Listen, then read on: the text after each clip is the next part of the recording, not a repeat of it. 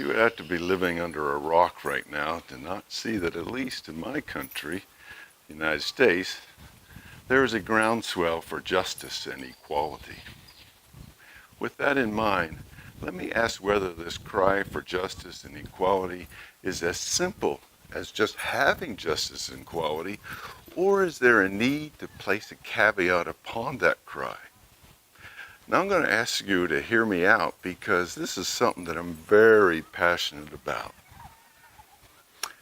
Think about this. Is not justice about get treated the right way? Who would not want that for themselves? Who would not want that for their loved ones? And what is equality? One popular idea of equality is where all get treated the same in absolutely every way, regardless of who they are. Isn't that also something to be wanted, even expected? You might think so. So can there be justice without equality? Actually, yes. That is, if only some get treated rightly. But where does that happen? More than you would think, right? So is equality the key factor to justice? That might seem like a definite yes, at least at first. But if equality is only about everyone getting treated the same in absolutely every way, then what about those who believe that only some should be treated rightly? Wouldn't their idea of justice have to be accepted too? That is, if equality was about treating everyone the same in absolutely every way. But that would be like saying that the view the KKK holds on race is just as correct as the view that Martin Luther King held. Surely you can see how that just doesn't seem right.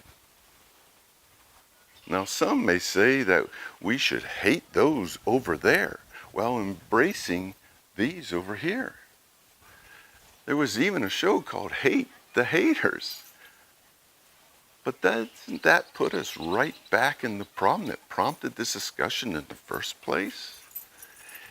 Is there any way to sift through this dilemma? I say yes, and profoundly yes indeed. Jesus taught that while the greatest command was to love God, the second greatest was to love your neighbor as yourself. But why? Why would Jesus command us to love our neighbor? Love him, certainly, but to love your neighbor? Darwinian evolutionary theory teaches us that it's all about survival of the fittest. That is the greatest goal, maybe even the only goal under Darwinian evolution. You're experiencing injustice and inequality? Too bad.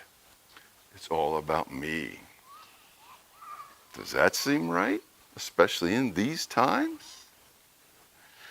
But Christianity teaches us that when God made us, he did not make us like the animals. No, he created us in his image.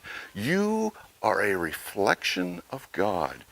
You are not a God, but you are like God in that sense. Surely you see where this is going. To do the right thing to others, justice, is to treat others as the image bearers of God. It doesn't matter whether they look like us, whether black, yellow, red, white, or even blue. They are still of God. The truth really hit me the first time I went to Africa. I mean, they certainly didn't look like me, but when I reflected upon this truth of them being made in God's image, I started to look at them with different eyes. I would like to think I was looking them with God's eyes. So how do we treat everyone? I mean everyone. How can we invoke justice for everyone, even when other views are in actuality of inequality? By treating everyone as being made in the image of God. You get treated rightly when you are treated as an image bearer of God is to be treated. can you treat your neighbor, especially a neighbor who doesn't look like you, sound like you, or even think like you, with injustice when you are the same? You were both made in the image of God.